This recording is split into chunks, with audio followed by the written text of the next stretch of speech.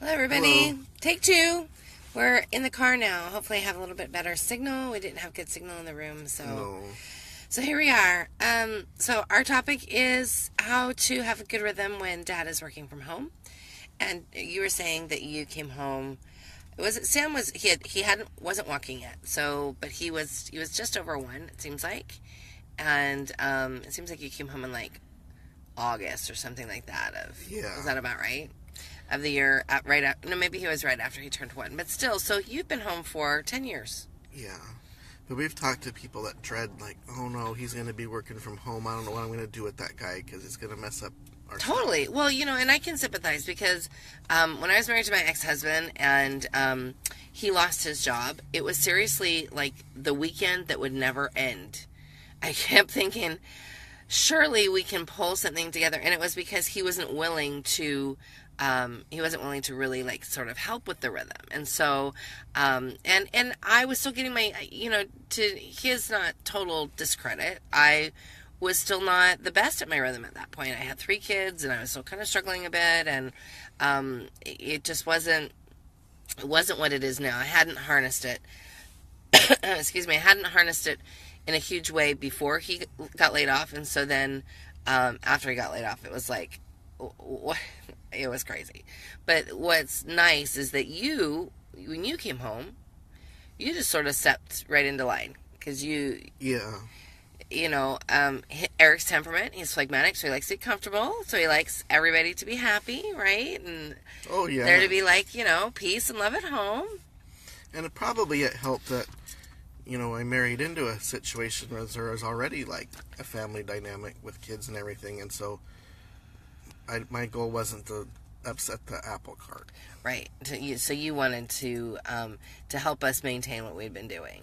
Yeah, because I know that was a transition for everybody, including the kids, and Right. and with everything else going on, I didn't want it to be like super disruptive that all of a sudden I'm around. So what things would you say? Say Dad's been working away from home, their entire marriage, and then all of a sudden he's working from home, and and they're trying to figure out how to do school, and he's maybe not totally sold on this. Well, why do we have to be on this rhythm thing? Well, I think they need to have a sit down talk about what's actually going on and why it's going on. And I mean, for me, the biggest lesson was watching if things got out of whack and things turned into crap all of a sudden.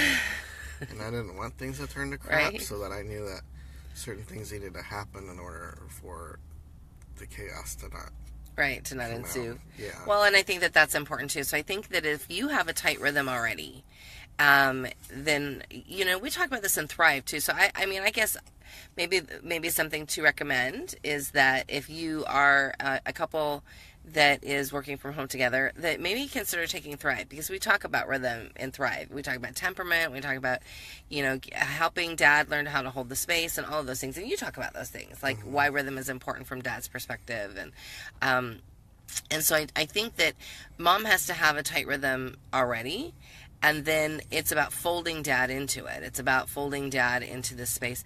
And I think that you really have to work rhythm around you and what you're doing, because, like, I was thinking too, like, when you first came home, you spent a ton of time in the office. Like, Yeah. because he does a ton of editing. And even now, we switch off his teaching, and because I need to work more. And so, we had a sign on the door, because that's another thing that's super disruptive. Kids are like, yay, Daddy's home. And that doesn't wear off. It does not wear off. They're constantly seeking Dad when he's home. Constantly seeking Dad. Like, where's Dad? You know what? I gotta tell Dad something. Something on, X, Y, and Z in this book about Star Wars or whatever it is. So we had a system. We put a sign up on your door. Yeah.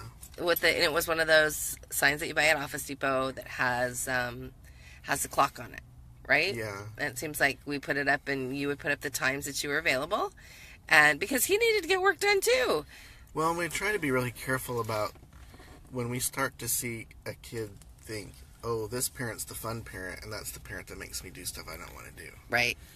Because that causes problems. It causes problems between the two parents, and it causes problems with discipline and with order and with keeping kids doing right what they're supposed to be doing. If they think, oh, Dad's the fun guy, he'll get me out of this. Right. You want to be really careful about that. Yeah, because sometimes we've noticed that starting to happen, and it's like, okay, time to rein that in. Right. And I think, too, when you notice that happening, like, Mom, if you're noticing that happening, you have to be really kind to Dad, because he's just being Dad. So you have to say, hey, do you think that maybe you can help me steer that back to this direction? Because this is what we're doing in school, or, we have things we have to go do.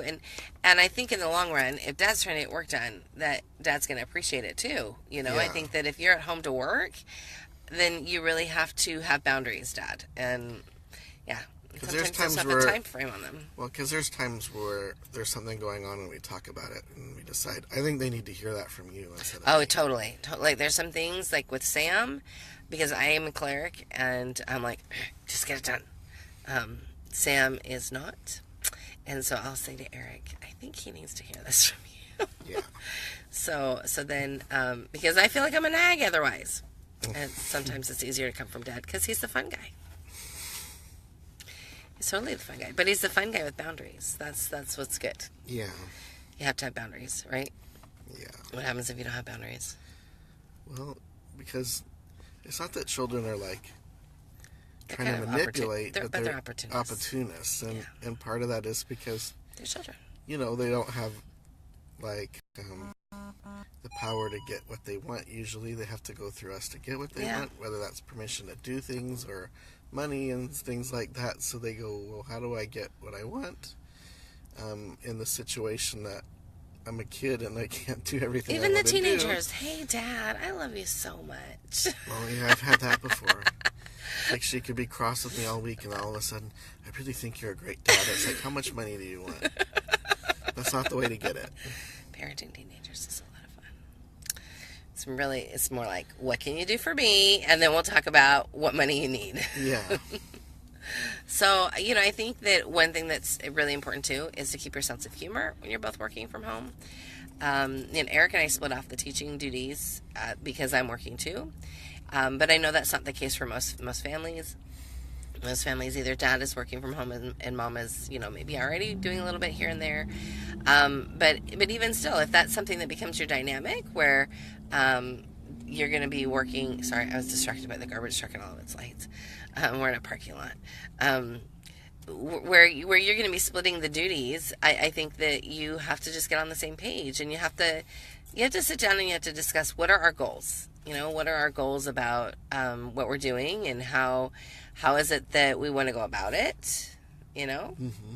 And I don't know. I think those are the biggest things. I think once you're on the same page, really, it should not be so hard. It should not be a big deal at all. I think that sometimes it can be, because maybe Dad is like, he's a cleric one, and you're more phlegmatic or more sanguine, and he's like, Dad could come home and go, is this really what goes on? Yeah, he might be like, wait a minute, this is not structured enough, or this is not. So you might have to say, but that it's working for us, and then you have to make sure it works for you. I think that it's a lot of it's about sort of making sure that what you say is going on is really going on. Well, because we've had dads... It can be good check and balance. Because we've had dads come to us and say, my wife's not capable of homeschooling. This is why. Absolutely. And so we've talked about that. Like, how do we get you to a place where you've got Dad's buy-in? Because, he needs to see that he can trust that from you.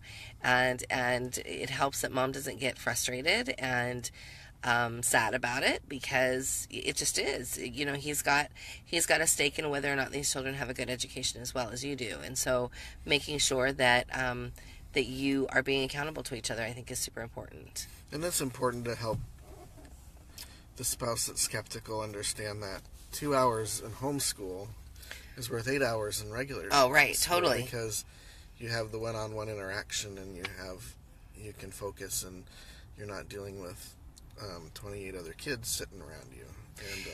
And in that case, it probably helps if Dad teaches a lesson or two, so he can see how it goes. So he can see that it's not, that it isn't something that needs to take all day. Yeah. Eric taught art history with Ellie last year. He's taught Sam. We did a lot with 4th grade and 3rd grade together. And now we're about to do 5th grade. So he's going to be teaching 2 days a week. And I'm going to be teaching 2 days a week, 5th grade and 11th grade. And K2. Busy house. Busy house. But not as busy as we used to be. No. Our son comes home in 24 days. I'm a little bit excited. So we're going to have both big boys here. It's going to be a little bit crazy in the Nielsen house. Yeah. And cramped. And cramped. And small. It's small.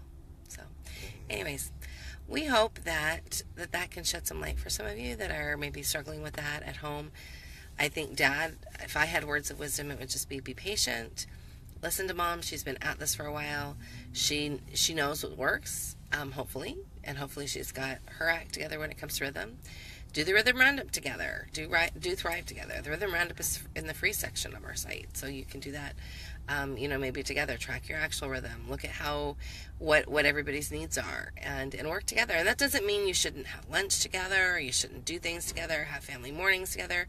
I just think that it means that you just have to be on the same page. More and more families are coming home to work together, and I think it's an amazing thing to have Mom and Dad at home. I wouldn't trade it for anything, would you? No. We love it. We love being with our kids, and we love having that space where we're all together. Sometimes we get sick of each other, and we have to go for a walk. The first year you were home, it seems like you spent a lot of time at Barnes & Noble. Mm-hmm. He did.